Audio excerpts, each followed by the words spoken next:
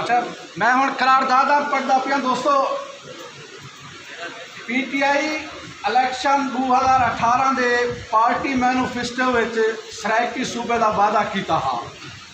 अज PTI की हुकूमत बने 3 साल मुकम्मल थी वाले असा PTI की हुकूमत को मुतालबा करें हैं जो पार्लीमान अलहदा सराइकी सूबे किते बिल पेश करे ता जो सारे सूबे के कयाम किते अमली तौर पर कुछ किया वजे।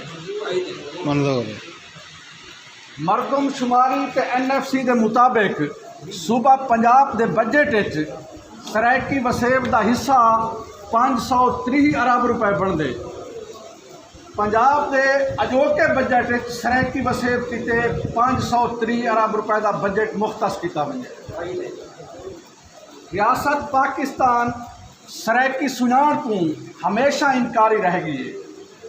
पाकिस्तानी रियासत अपनी ई होड़ को हटे ते अलहदा सराइकी सुनाण को कबूल करे। बिन्ने सूबे की कार मुलाजमतें के हवाले नाल जूमिंग करे ते सराइकी वसेब को जूमिंग करे ते सराइकी वसेब को अलहदा जोन के तौर पर हाल करे ते आबादी के मुताबिक लोगों का मुलाजमतें ते तलीमी इदारे कोटा मुख्तस करे।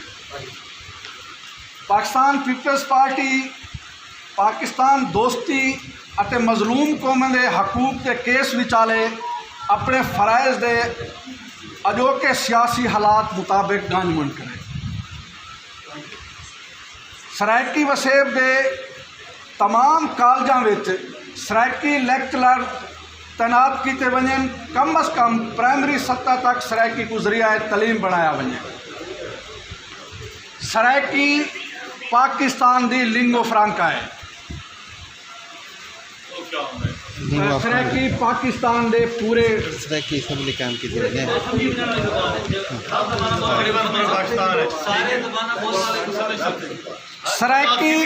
सराइकी असम्बली कायम की वजे। पंजाब असम्बली विच सराइकी वसेब के नुमाइंदे हर तीजा इजलास सराइकी असम्बली मुनक़िद करन।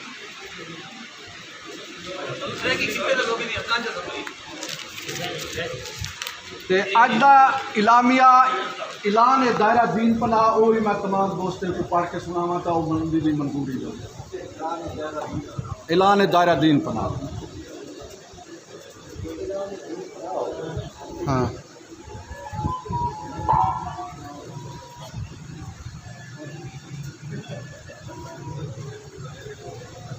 रियाज अनवर सराइकी सुनाण की तहरीक के मोहरी हैं।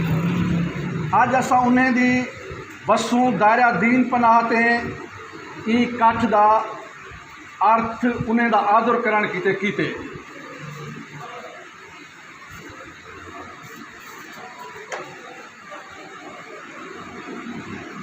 नाल जग जहान को ये दसन जो सुनाण सुरत दे जेरे पंज की टोर उन्हें टोरी आई अज वो कई मंजिल अगे वध चुके।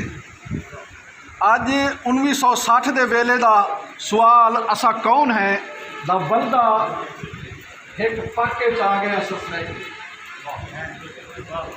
सराइकी साड़ी बोली है, सराइकी साड़ी कौमियत है, सराइकी साड़ा वसेब है, सराइकी साड़ा कल्चर है।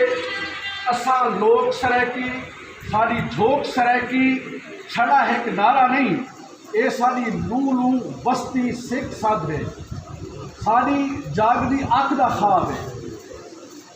असा दायरा दीन पनाह रियाज अनवर की जहा ई पक नाल अलवेले पे हैं जो साड़ा आप ते आपस की सुनाण अपनी बोली ते कल्चर की सुनाण का पंध पूरा थी चुके।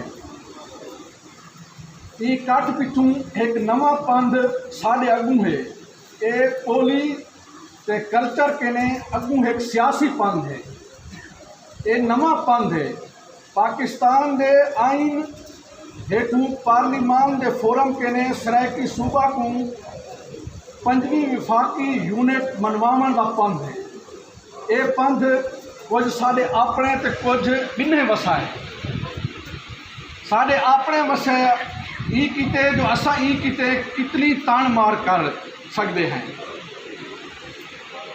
जे तई सराइकी सूबे की मांग है साड़ी बसूं की हर गली महल्ले बाजार बस्ती शहर तई थींदी पई है तो साड़ा ये पंध खोटा नहीं जे ती तब्दीली हिक्का सराइकी सूबे की नारे की पड़डो पार्लीमान की गोल गर्दिशें विच नहीं गूंजदी साड़ा पंध औखा है। जे तई सूबा गीत संगीत बन गाया नहीं वेंदा साड़ा पंध अधूरा है। ये पंध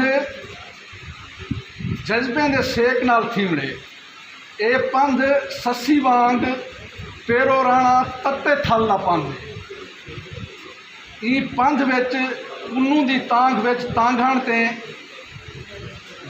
झुकण है झक्कण है। ये पंध थल जखण झक्कण जखण झुकदा पे थल मारू को हेक पिला हाँ थल मारू को हेक बिलांग करण दे ख्वाब विच टुरदे थी सकदे।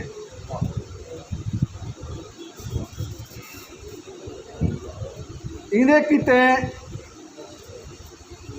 बिन्ने